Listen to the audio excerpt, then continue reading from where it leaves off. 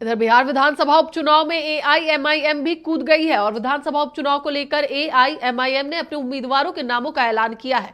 Party ने 2 सीटों पर अपने प्रत्याशी उतारे हैं। बेलागंज सीट से मोहम्मद जामिन अली और उम्मीदवार बनाए गए हैं। वहीं इमामगंज से कंचन पासवान को उम्मीदवार बनाया गया है, जबकि तरारी और रामगढ़ सीट से जल्द उम्मीदवारों का ऐलान होगा।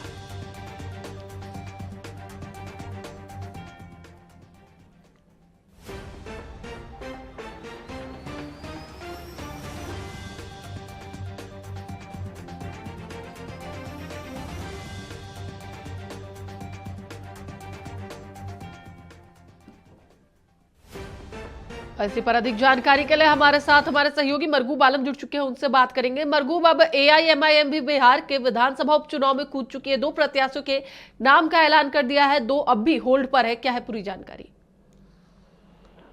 देखिए, अब बिहार विधानसभा उपचुनाव में एआईएमआईएम भी कूद गई है। चुनाव बहुत इंटरेस्टिंग होने वाला है। अभी अभी थोड़ी देर पहले एआईएमआईएम के प्रदेश अध्यक्ष अख्तरुल इमान ने कहा कि हमारे जो सम्मान नेता हैं ओवैसी जी के निर्देश पर ये पूरी घोषणा की जा रही है। जमील हैं और कंचन पासवान, इन दोनों को उम्मीदवार बनाया गया है। और सबसे बड़ी बात यह है कि एआईएमआईएम ने आप अभी से कल तक की बात करें तो उम्मीदवार उतारे जाने का कोई कार्यक्रम था ही नहीं। एकाएक एआईएमआईएम पूरे उपचुनाव में कूद गई है।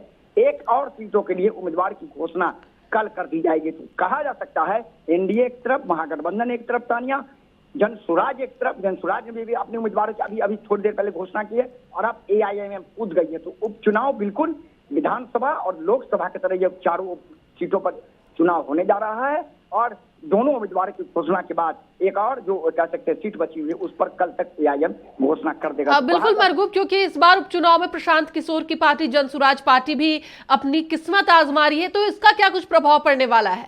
बिल्कुल प्रभाव पड़ेगा तानिया। सबसे बड़ी बात है एआईएमआईएम का जो वोट बैंक है वो कहा जाता है कि अल्पसंख्यक है। दूसरी बात है कि कंचन पासवान को उतारा गया है। तो आप समझिए कि दलित महादलित का अगर वोट इधर कटा तो सीधे तौर पर एनडीए को घाटा करेगा। और कह सकते हैं कि जो जमीन है वो जिनको उम्मीदवार बनाया गया है, अगर उनके जमीन अगर वो वोट काटते हैं अपने विधानसभा क्षेत्रों में तो अल्पसंख्यक राष्ट्रीय जनता दल और बिल्कुल, लेकिन अगर हम बात करें प्रशांत किशोर की पार्टी जनसुराज, तो उसका क्या कुछ प्रभाव पड़ने वाला है? सुराज का कहना कि हमने युवाओं से ये अपील की है कि आप मेरे साथ नया बिहार बनाने के लिए जुटिए।